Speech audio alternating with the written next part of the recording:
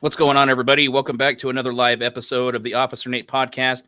Joining me today is a really awesome guest. I'm really excited to have her on. She is a little Spitfire, a pit bull, and she's been really fun to talk to and get to know over the past couple of weeks leading up to the show. But first, let's talk about your clothing. It's not nearly patriotic enough. Are you ready to make a statement like I do with my clothing? Then you have to check out State Patriot. State Patriot is a clothing and apparel company on a mission to honor our nation and its heroes. While their blue line dry fit shirts with UPF 50 sun protectant have won my heart in particular, like the shirt that I'm wearing now, State Patriot also offers a variety of patriotic gear designed to support all first responders in our military. Check them out on Facebook and Instagram at State Patriot, or visit statepatriot.com. Use promo code NatesWildin15 for 15% off your purchase. That's NatesWildn 15 for 15% off your purchase. Now, with no further ado, let's bring in Tatian Ibrahim. Is it okay if I call you Tanya? You could call me Tanya, Tatiana, anything. Just don't call me a liberal. I wouldn't dare call you a liberal. How's it going tonight? It's good. Going good. Thank you. Just got off with Greg Kelly. Oh, nice. How'd that go? Yeah, good. We were it was a quick segment just talking about, how they're coming after us parents as domestic terrorists. So I'm kind of excited and honored to be a domestic terrorist. It's almost like a badge of honor these days. I mean, I do. I'm very proud. Yeah, if you're not being labeled a terrorist, apparently you're not doing it right. That's right. So that's you caught my attention when I saw you on Newsmax when they covered your story about the speech you gave to the Carmel. It was the Carmel School District in New York, correct? Yes, in Putnam County, New York. Okay, yeah. And you really handed it to them. You handed them their lunch, and I watched that speech, and I got goosebumps, and I was cheering for you, and I was pumping my fist, and I'm like, right on. And I think that's probably how a lot of other people know you as well. I want to play a couple of those clips really quickly. I think the Board of Education and those sitting on the panels are thieves. I think they're liars and have committed treason against our children. My message to this district and the members of the Board of Ed: stop indoctrinating our children. Stop teaching our children to hate the police. Stop teaching our children that if they don't agree with the LGBT community, that they're homophobic. You have no idea each child's life. You don't know what their family lifestyle consists of. You don't know the makeup of their life. You have children like mine who is Muslim, and I'm Christian, and everyone would think, they would never believe that of her, right? Because the way she looks, or according to Miss Cyrus, she's too pasty white. We're not. So you mentioned your daughter in there. How old is your daughter? She's 15. She'll be 16 soon. Okay, so my daughter is 16. Now it sounds like, based on what you said in there, that there was like an incident or something involving your daughter that was not good. No. So this has been going on. It's so sad because this situation, when they called her pasty white, she was, this was about, I guess, a year, 2 years ago, I want to say, give or take. I can't really remember exact. And with all the stuff that they were telling her, I was always like, oh, just respect your teachers, listen to your teachers, don't answer back, because that's the way we were raised, right? To have respect. And she was like, but Mom, you don't understand. I was like, no, what are you doing that you're upsetting the teacher? And now it's coming out every day. Even now it's coming out more and more. Her friends are telling me too, well, Miss Cyrus used to separate us. And I says, what do you mean separate? Well, me and so were on this side and so were on that side. Well, this group were Hispanic and Black children. And this group where my daughter was, were the blondes, white skin, very blonde hair, green eye children. And, you would think, oh, that you're imagining it. That's not. But now all the stuff that they're telling me and the stuff that was going on, it's like, this has been going on for a long time. And, you know, as a parent, I was asleep. I didn't think like this was happening in Carmel, a small little town, conservative town. It was happening. And these are the towns that they're hitting harder and harder, and it's getting worse by the day. I mean, the things that I'm seeing in the more elite communities, very wealthy areas, the stuff that's going on, it's come down to pornography. It's come down to masturbation. It's just disgusting. Like, you know, you don't talk about these things with children. This is something that parents are supposed to have a discussion with their children when parents feel it's right. But yeah, my daughter was picked on because she was too white. So they were segregating students based on race and color of their skin. Yeah. And Elisa was too white, too pasty white. Well, so what was their, I mean, so I know that you've spoken at these school board meetings. No, this was my first time ever. Okay. So have you ever gotten a response from anybody from the school district about why they're doing the things they're doing? So after the meeting, when the cameras went off, I approached the superintendent and assistant superintendent with the evidence that I had that I was speaking of. And this assistant superintendent had told me she was going to get back to me the next day to set up a meeting to see what, and you know, exactly what's going on. How can we rectify this situation? I never got a call. You know when she called me? 2 months later, after everything was all over the news, after parents were going crazy, after everything, you call me 2 months later? So we have made a lot of progress in my district. We have policies that were implemented, that none of these books about killing our cops. I mean, seriously, you gotta be kidding me. You teaching kids to murder cops. So books like this, you know, there's a program, it's a policy that now anything that comes through the school district, parents and the public have a right to vote on this. We need to know everything that's going on.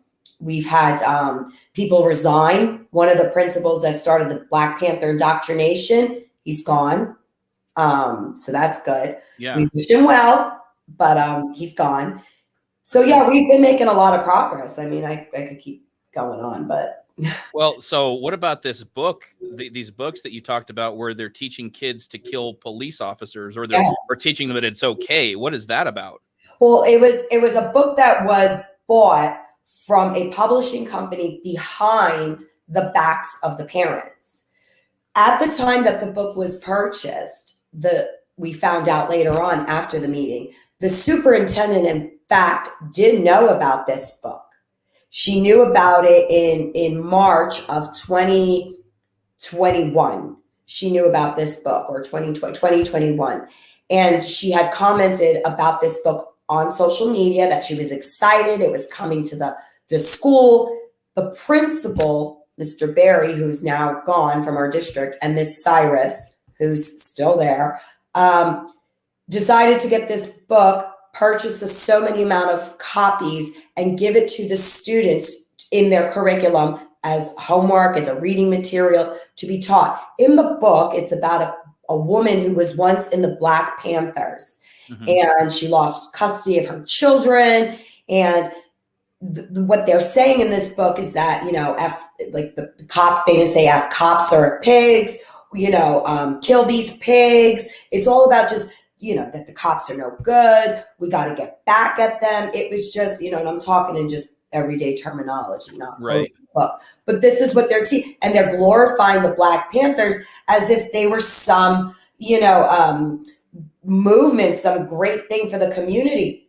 Listen, anyone that grew up in New York in the 70s and 80s, know the Black Panthers were murdering cops left and right. Right. I mean, this is what you're teaching kids? Right.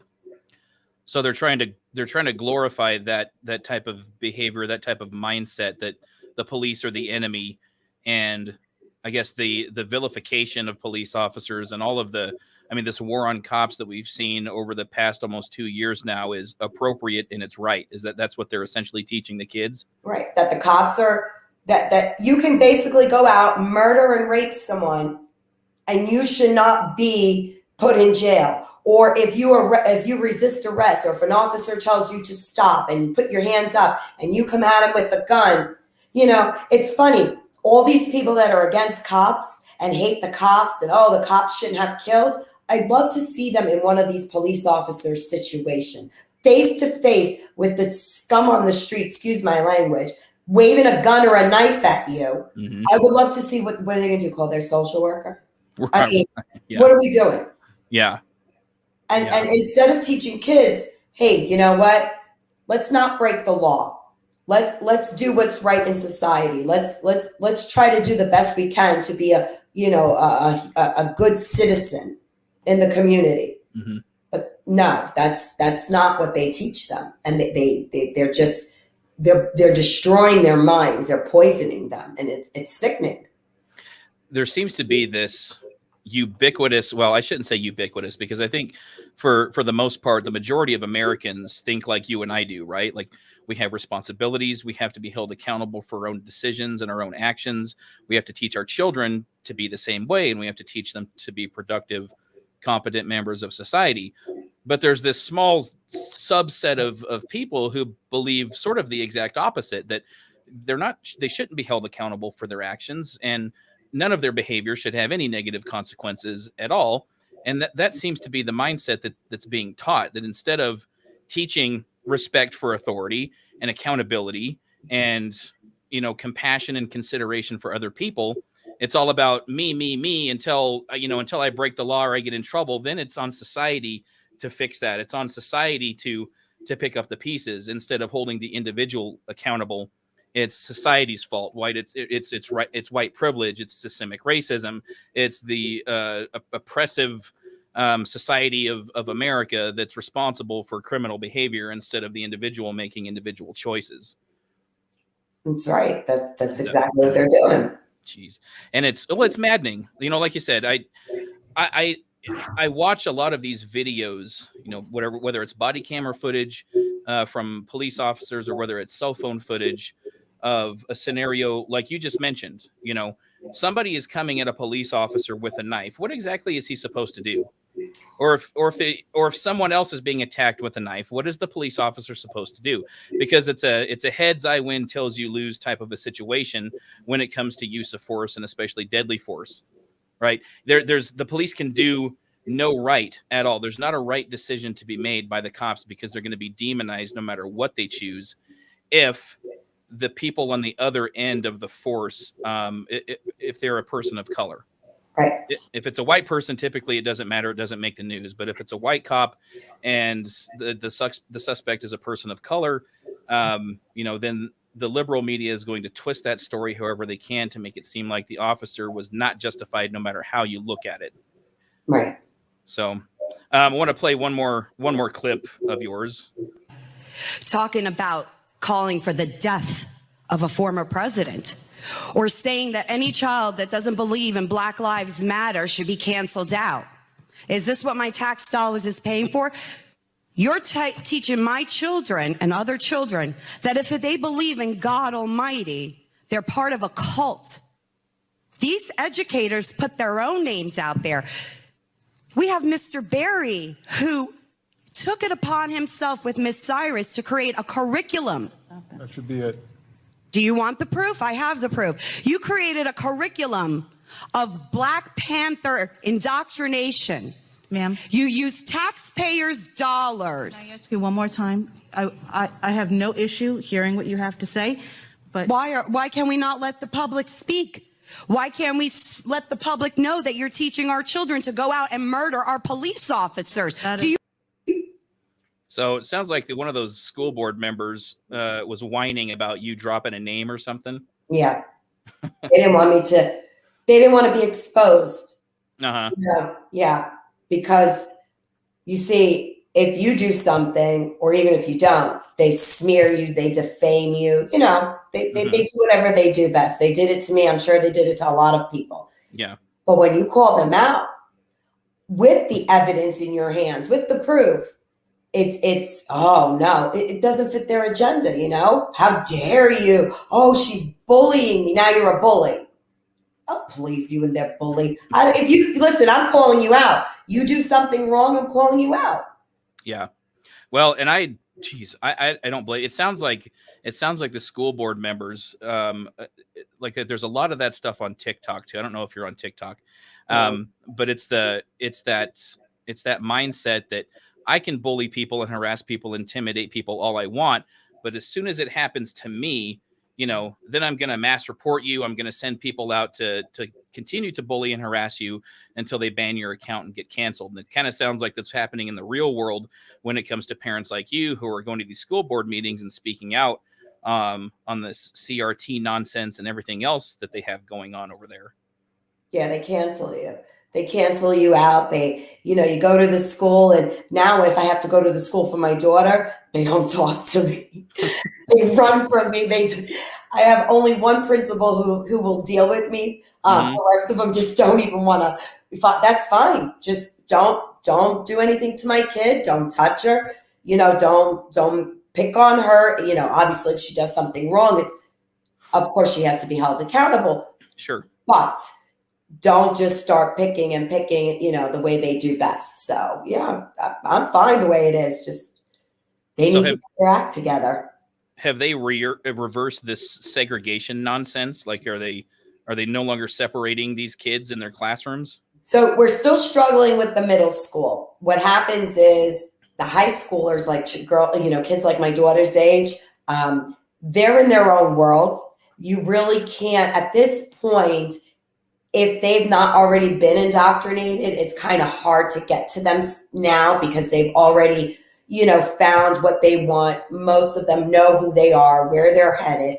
So it's not happening in the high school as much. You do have your little cliques, but the middle school is struggling. We do have a lot of it in the middle school still. And I'm working with quite a few parents trying to stop that, gathering the evidence, gathering, our facts.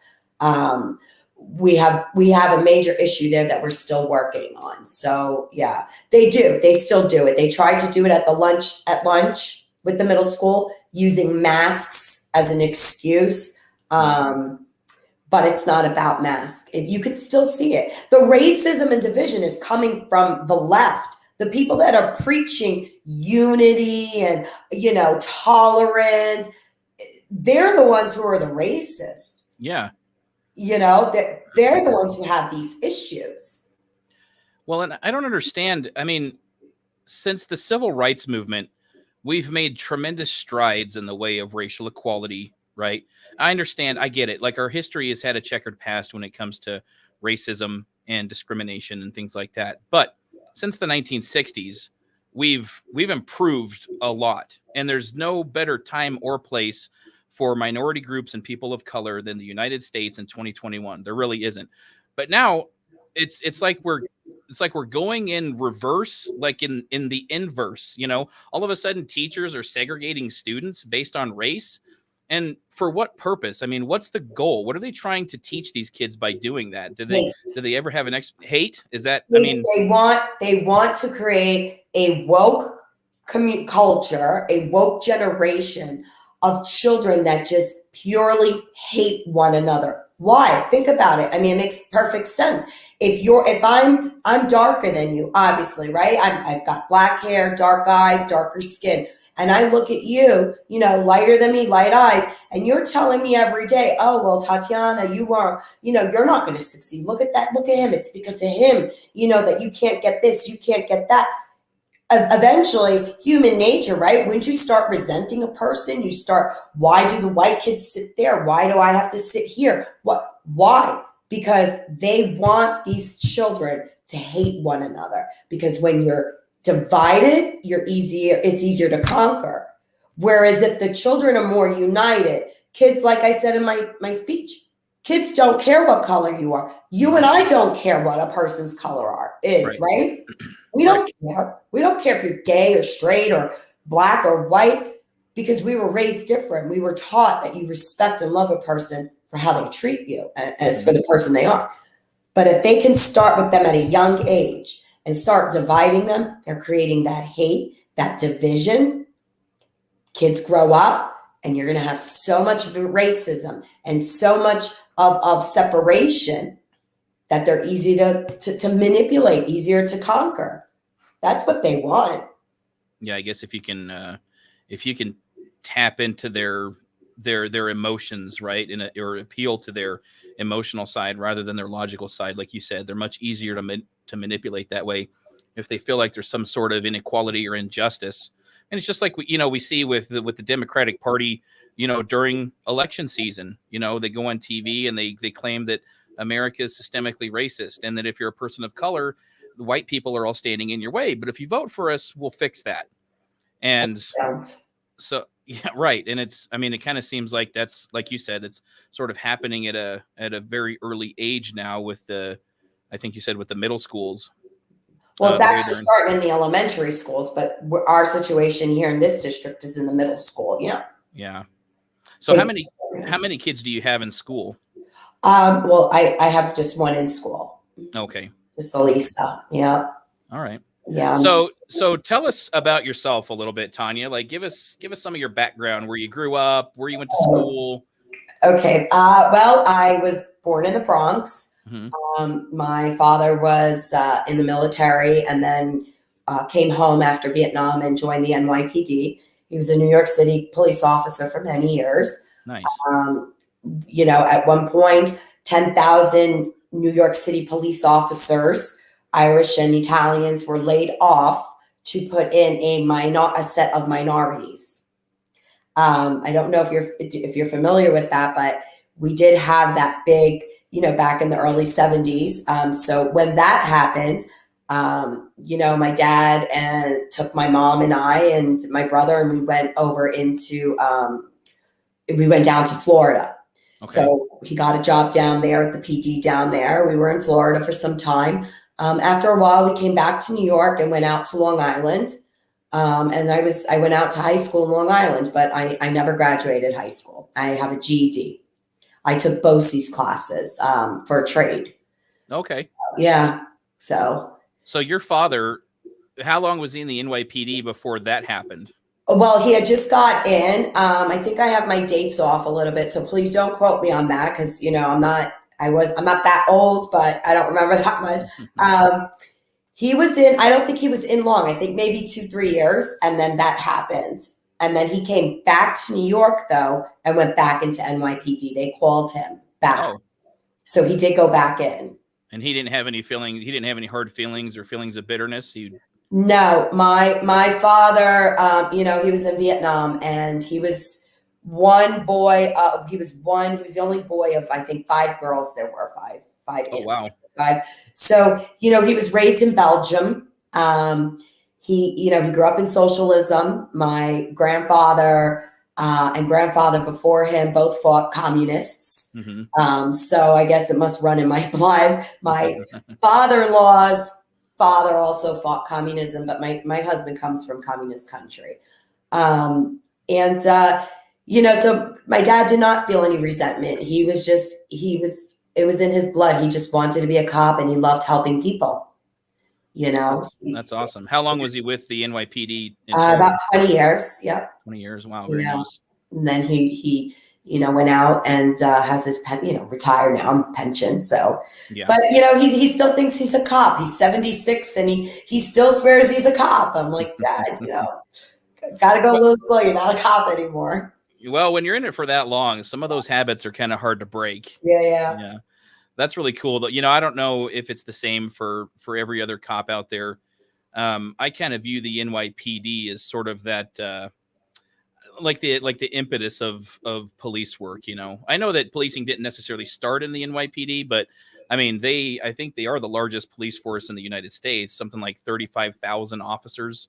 Yes. And I think we're the only one with the counterterrorism task force also, right? I think, well, we were, I don't know now if other departments did do that, but we have one of the largest counterterrorism task force too. Yeah. NYPD does not get nearly enough credit for what they do and what they go through. I mean, these poor guys and girls, they're literally destroyed every day. They get spit on, you know, we have a mayor there that doesn't support them, you know, Yeah. turns his back on our guys and girls. So Now he's you know, going to be out soon, right? oh You're God. talking about de Blasio? Yeah, but then what are we going to get? I hope we get the Republican, but you know, if we get another communist, we're just going down the same road again. Yeah. I feel for those guys for sure. I've had a few of my followers and fans reach out, you know, from that area, and you know, they want me to come out and visit, and You should. I really do want to. I've never Just seen come New York. strapped. Don't come, you know, because you're gonna need it now. It's so dangerous down there. Yeah. Oh my goodness. Yeah. Yeah. But it would be fun to go down and meet, you know, first of all, my friends and my followers, but then also some of the guys that, you know, that work for the PD, and, you know, just to kind of shake hands with them and tell them how much I appreciate them. They're so amazing what they do. Oh. It would take a lot. I mean, I policed in like a smaller agency in a smaller town. There's only like 50,000 people in Twin Falls, Idaho. We only had 70 sworn officers. I mean, we were busy, but policing in New York City is a totally different beast, you know? So it would be a lot of fun to go over there and meet some of those guys and hear some of their stories. And it's exciting. You know, you have to get with the old timers. Yeah. The guys back from the 70s and 80s. I mean, they could tell you stories that, you know, you'll stand there with your mouth open and be like, you know, I thought I heard it all, but this was, I think if I had to be a cop, I would have wanted to be a cop back then, you know, back in the 70s and 80s. Well, I thought that all the time going through my career. We had an old sergeant. He retired from the Philadelphia Police Department, and I'm not sure how he ended up in Twin Falls, Idaho, but he did, you know, and he had that Philly accent and everything. And he would tell us some stories, and we're like, how did you guys get away with that? Like, how did you guys do some of the stuff you did? Because, and it wasn't that it was necessarily wrong. It's just that today things are so politically correct that you just have to really watch what you say to everybody all the time, everywhere, or else you're going to get in trouble.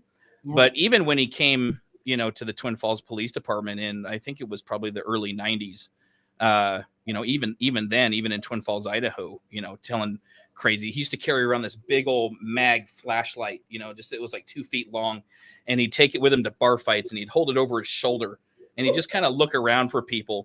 And if two guys were fighting, or if somebody was fighting with another officer, you know, he'd walk up behind him and just crack them on the back of the head, just real lightly, just to get their attention, you know, nothing, didn't break their skull or anything. Right. But, you know, just to say, hey, knock it off, you know? Yeah. So it's just that's the way it was done. Yeah. The old school salty sergeant policing. Yeah. Try doing that now in NYPD, see what happens. Geez, you can't do that anywhere. You can't even arrest them. We have bail reform. You arrest them and they're out. I mean, the streets are they're run by criminals. Mm-hmm. I don't even know how these guys and girls stay on still. I mean, I don't know what I would have done, but I don't even know how they do it. I mean, it's ridiculous. And you know, people say, "Oh, you defend the cops because, you know, your dad and your family and blah blah." No, I defend them because that's a choice. They're not doing it for the paycheck. I promise you, NYPD they definitely don't do that for the paycheck, because it's not worth it. Yeah. They do it because it's their passion, is they care about people. Yeah. You know, but up here they get paid a lot, deputies. So if anyone wants to come up here, I think they start like 100-something thousand or 80,000 a year. Yeah. Is that Putnam County? Yeah. The sheriff's department. Yeah. I have to keep that in mind. Yeah. Well, how's the cost of living? Is it pretty expensive? Well, it's New York, so, but our school taxes they're astronomical. It's disgusting here. I mean, I'm very blessed. You know, I have an amazing husband who truly works very hard, but it's heartbreaking because you know, it's so much to offer, but they're literally taxing us to the point of poverty, that everything that New York was able to offer people, it's going out the windows. New York is such a beautiful state. Mm-hmm. It really is, but you can't afford it anymore. There's no way to afford living here unless you're extremely wealthy or just dependent on the system. And what do those tax dollars do? I mean, what do they do for the taxpayer besides teach your Good question. children critical race theory and, how to hate each other based on race? They fill our superintendent's pocket with $220,000 a year, and our teachers with $170,000 a year. And we have no central air condition. We don't even have box window air conditions. We are one of the overtaxed school districts with the least to offer our children.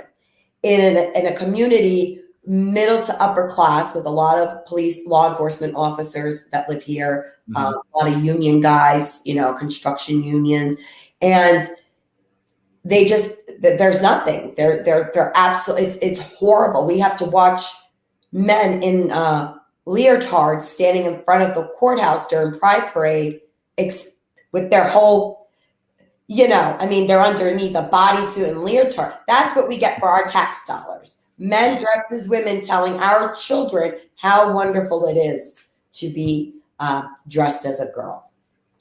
That's what my tax dollars pay for. Isn't that fabulous? Oh, it's glorious. It's glorious, I tell you. I just want to shout out to everybody in the chat real quick. We got, some people commenting and they've been pretty active. So I appreciate you guys for participating. So you never, I just want to make sure I got this straight. You never actually got an explanation from anybody from the school district or the school board or a teacher saying, hey, this is why we think critical race theory is valuable, or this is why segregating your children based on the color of their skin is important. Nobody ever offered an explanation.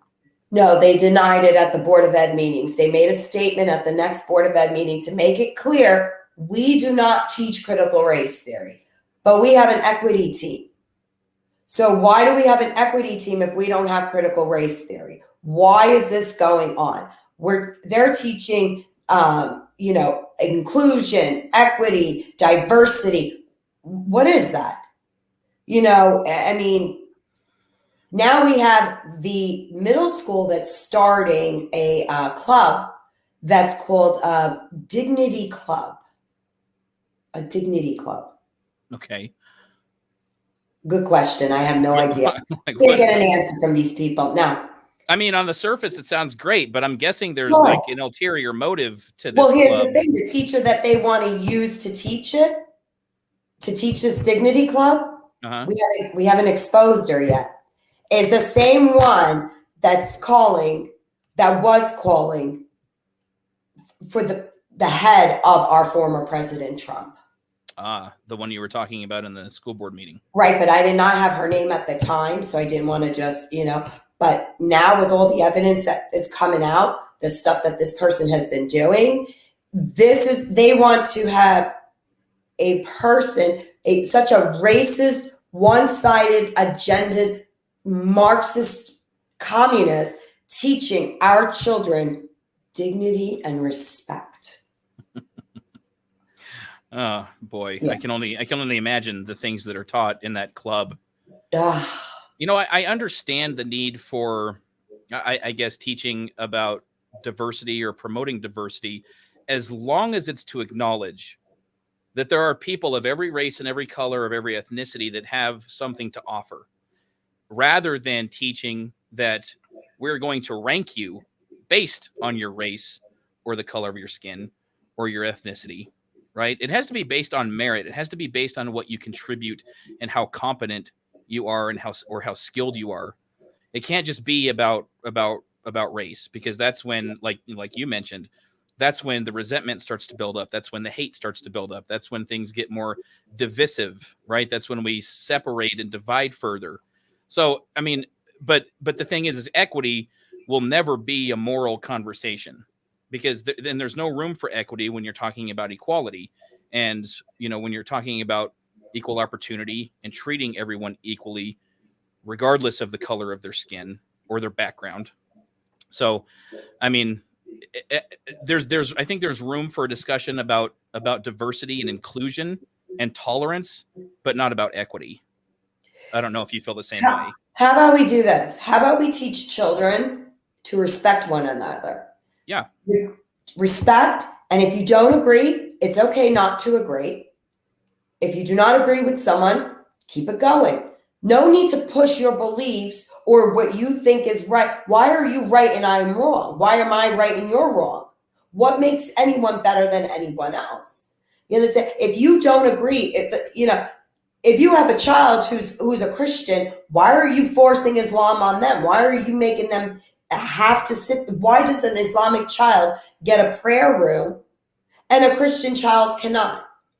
Right. Why are you telling a child Black Lives Matter? Yes, Black Lives Matter. All lives matter, though, right? Why are you telling kids that your life doesn't matter until Black Lives Matter? Right. That's my problem. This is my problem. These things do not belong in the school system. These types, especially in a younger age group. Okay, we need to teach. Not we. They need to teach children. Listen, Tommy, you need to respect Jill, regardless of what she looks like. You don't agree with Jill? Then hello, goodbye, and keep it going. Yeah. You don't have to start throwing a tantrum because she's not doing what you want or agreeing with your belief. Yeah. So all this equity and diversity and inclusion is waste of time, waste of dollars, and just destroying and abusing our children more and more. Math, English, history. Is America perfect? No. But like you said, we've come a long way, right? Teach the good, the bad, and the ugly. And keep it going. We don't have, what happened to shop class or economics class? Mm-hmm. You know, my district used to have a gun club many years ago. They used to go to school and they had their rifles and they would go out in the back in the yard and they would shoot. Nice. Now they see a gun. You're a terrorist. You're a killer. You're a Trumpster. Get out of here with your bull. Yeah. Unless you have a criminal record, then it's okay. Then you're fine. Then you can have everything. Oh, yeah, definitely. It's New York. Welcome to New York. Well, and my problem with equity is that, so for example, and I think this is an example of equity, somebody shared a story with me earlier today. I think it was through Facebook. There was Fox News did a report on this, that there was a school district somewhere that actually canceled Halloween. And their reasoning for canceling Halloween was because there was a small percentage of students of color who chose not to celebrate Halloween. So because those students choose not to celebrate Halloween, nobody's allowed to celebrate Halloween. And I'm listening to this story. I'm watching this video going, this has to be satire. This can't be real. Like, if you choose not to celebrate Halloween, that's fine. You don't have to celebrate Halloween, but the rest of us can't. So that to me, that's what equity represents, is that there's this the minority group of people, and they want things a certain way, but they want those things to apply to everyone across the board. It doesn't matter what you want, doesn't matter what anybody else wants. It only matters what I want, and the things that I want apply to everybody. So if I don't like blue Gatorade, nobody can drink blue Gatorade. You know, I did a video on that because it was just an absolutely ridiculous example, but that's exactly, it's just that. It's absolutely ridiculous. One-sided agenda, absolutely. Yeah. Right.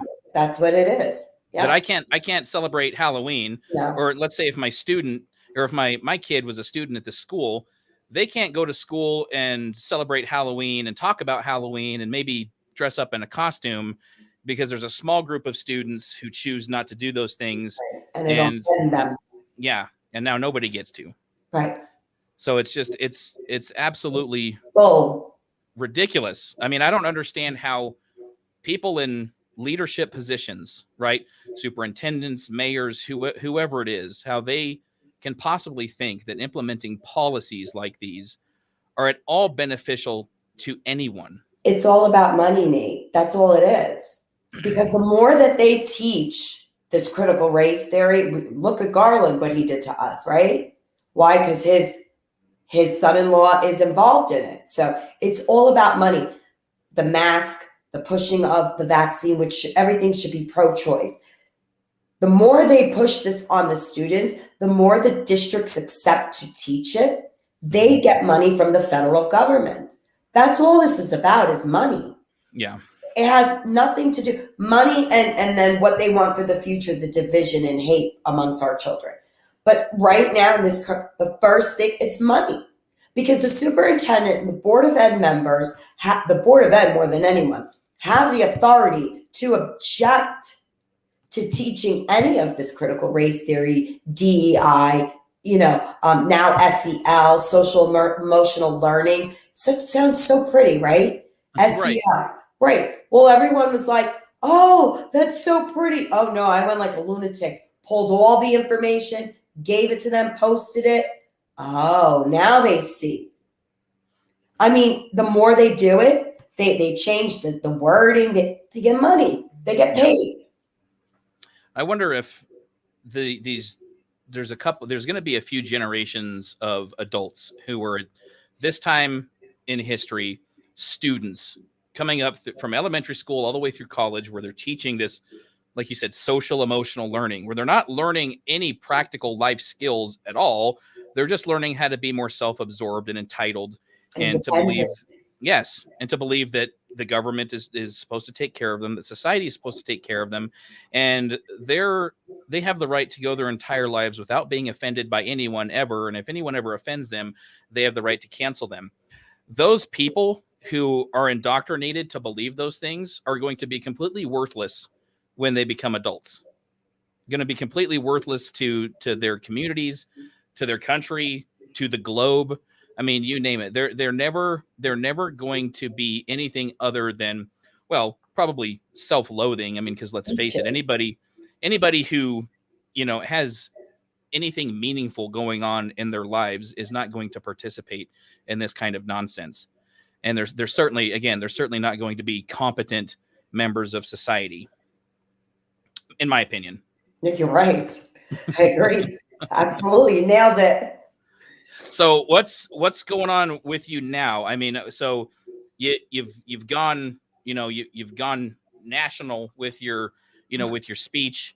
You've gotten a lot of attention because of that, but I also know that you've gotten some backlash from some of the things that you've sent me. There's certain groups of people who, again, you've been labeled a domestic terrorist. People are trying to, demolish your reputation on social media. But what about support? Do you have support? Do you have people in your corner? National, over 30 million people nationally. Nice. All parents, grandparents, aunts, uncles, taxpayers, or just God love it, people that just love God and country. That's it. A lot of support where, I have a team of great moms that we try to get to as many people as we can. It's kind of hard. But wherever they are in the US, even in Cuba, we've had people from Cuba reach out, England, Germany. I mean, it's amazing. People that have gone through this or are living this right now in foreign countries. They ask for help. So we'll either do live Zooms, or I think everyone has my cell phone. I've given my number out. I don't even know. I've had cards with my phone number on it. So people call me, we talk. I love getting to know people, and we're trying to we're trying to be able to expose other districts also, but we have to get all the proof, all the evidence. And by the time we get to everybody, it takes a little time. So I just ask people to bear with me. My district so far, we're doing okay. We still have a lot more work to work on, but it gives me the opportunity to help other districts or other people in the US. So that's important. Yep. That's awesome. Yeah, we're trying. It's too bad that struggle even exists, because, Idaho's a red state and we don't have to deal with that stuff. I mean, our leadership in Idaho is like, nope, you're not teaching critical race theory here. We're not going to put up with that nonsense. Last year when BLM and Antifa were, protesting and rioting and looting, they tried to come into Boise, and, we had larger groups of patriot protesters stand there and go, no, take that shit elsewhere. You're not doing it. You're not doing it here in Idaho. And it didn't happen in Idaho. But that's because, that's because we have the support of leadership here, because like I said, we're a red state, and most likely we always will be. Because you guys have a set of, you know what, that our leaders here, our representatives lack. That's the problem. They Yeah. lack that. Yes, that's well, and like you said, I think like, there's definitely the money issue. When pockets of politicians are being lined, then they're going to implement the policies that best suit the interests of the people that are paying them, and they could care less about the interests of the residents and the citizens and the And states or they the need to counties. go. They Yeah. need to go. No, absolutely. Absolutely. I 100% agree. So, I mean, if there's ever anything I can do to help, because again, we don't have to fight that fight here in Idaho, God but bless. I God can bless. understand how stressful it must be and how sometimes discouraging it might be to live in a place like New York. Like you said, it's a beautiful place, and I'm sure you're proud of your heritage there. Your father having served in the NYPD for so many years, but then you have, people like de Blasio and Cuomo, thank God he's out. But Yeah, well, she's not any better. She's just not an ass yeah, grabber. right. Sorry. Right. Well, no, that's spot on. But again, you have these leaders who, they're completely disconnected from reality and disconnected from the residents of their state and their constituents. So, if there's ever anything I can do to help your cause, please Thank let you. me know. I appreciate it. Yeah. What's next? Is there anything next for you? Anything big coming up? Any big events or speaking events or anything like that? Well, I do have, we do have some events coming up in Long Island. We have partnered with a few groups, Moms for Liberty, and parents, obviously Parents Against Critical Race Theory. So we go out to Long Island. We meet with, with other patriots and parents, and we just speak, we educate them, we let them know what's going on. We go out to Long Island because Long Island's a large conservative area. Okay. But they also have a lot of critical race theory going on there too. We just, as an event's nothing yet coming up, anything big. Maybe a political position I might be looking at, hopefully, fingers crossed. Mm-hmm. But we'll see. We'll see, because I'm very controversial. I've been told a million times. I don't want to change that. I'm not going to change that. I feel like the American people deserve honest, they need it straight out. They want to hear the truth. They don't need this political correctness. I mean, obviously, you're not going to go out there and start cursing and everything, but I'm very open. I have nothing to hide. I want people to be able to know that I'm just like them. And I don't want to be sucked into that political image. I don't want to be like that. So we'll see if they support me. Great. If not, I have wonderful legislators and GOPs here in Putnam. We're very blessed with that. That's good. We'll see. Good. Well, yeah, I know we've talked about your political aspirations a little bit. Yeah. I won't divulge that. I'll wait for you to do that. But you've got my support. Thank you. I'm just not coming to Idaho to pick potatoes and milk cows. I'm telling you now. It's so funny the sort of that perspective that people, especially from like the East Coast, have with states like Idaho, over here in the West. I mean, yes, we do. We grow a lot of potatoes, but we also grow a lot of beans and wheat and corn, and but not everybody's a farmer. Not everybody's a rancher. Yeah, as long as I don't have to pick anything, I'm good. I'll watch, but I'm not good. Yeah, come out to Twin Falls, come out to Boise, Yeah. I wanted to ask you though, what since you have a daughter, and after giving the school board the what for, and then getting all of this national attention, what did your daughter think? Oh, she's my biggest supporter. Yeah. She educates people herself, because before I came out, we were having problems. She was very confused with all this Black Lives Matter going on. One of my girlfriends, she works for the Drug Enforcement Agency in New York, and her husband's a cop. And the daughter was coming home, oh, you're killers, from loving the police to literally calling the cops killers. Yeah. My daughter too, she was like, why do you defend the cops? Why are you always, with these cops. And she's like, they are killing people. And I was like, whoa, wait a minute. Where are you? This is not what we taught you. Yeah. Yeah. But, I says, who's they? Oh, the school and the people rallying in front of the courthouse, all the kids in my school. And, and I'm like, no. You need to open your eyes and see what's going on. Yeah.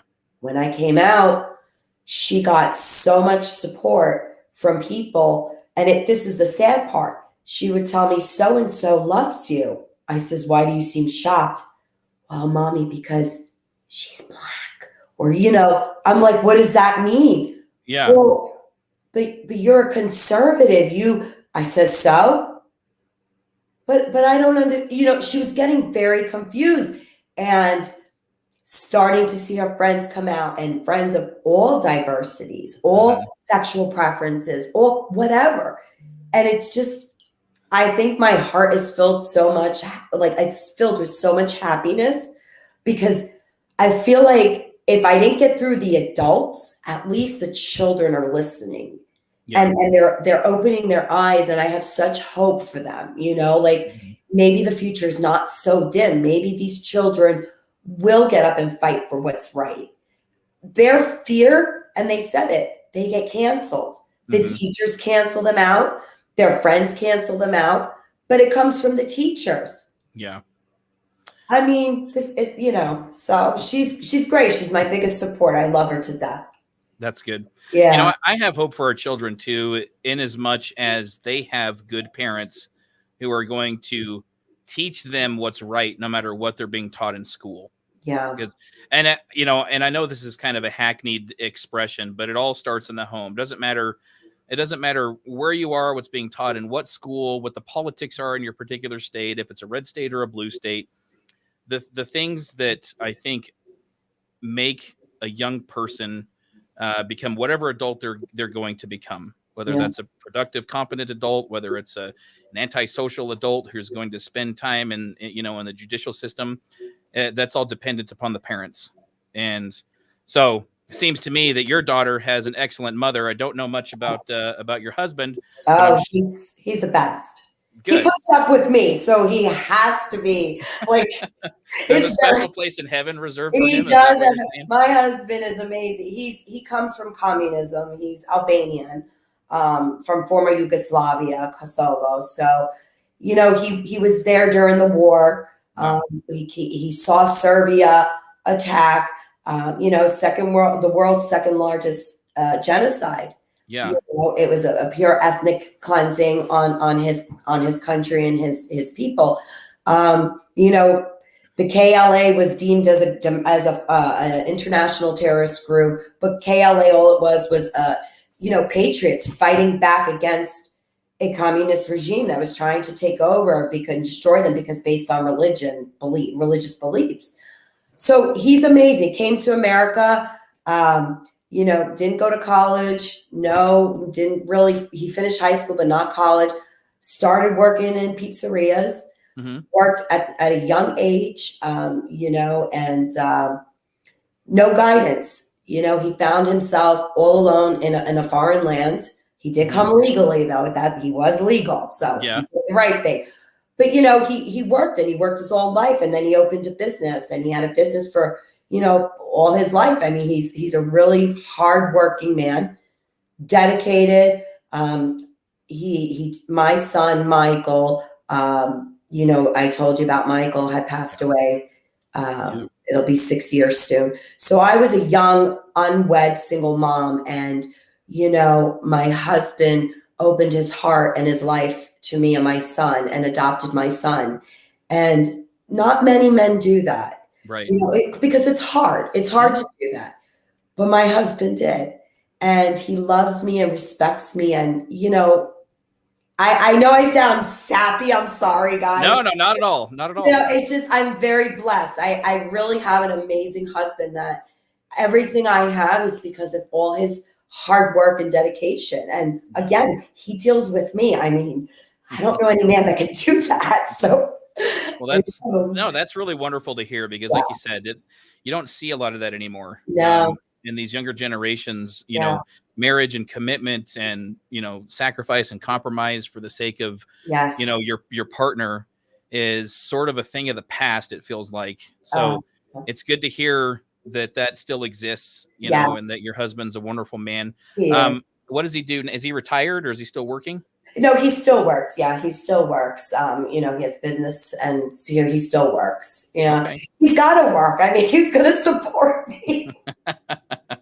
That's horrible. I know. Oh, Well, you've got, we have Elisa's Sweet 16 coming up soon. So, Yeah. you know, like daughter like mother, you know, everything has got to be big and grand. So, I mean, hey, that's really okay. exaggerated.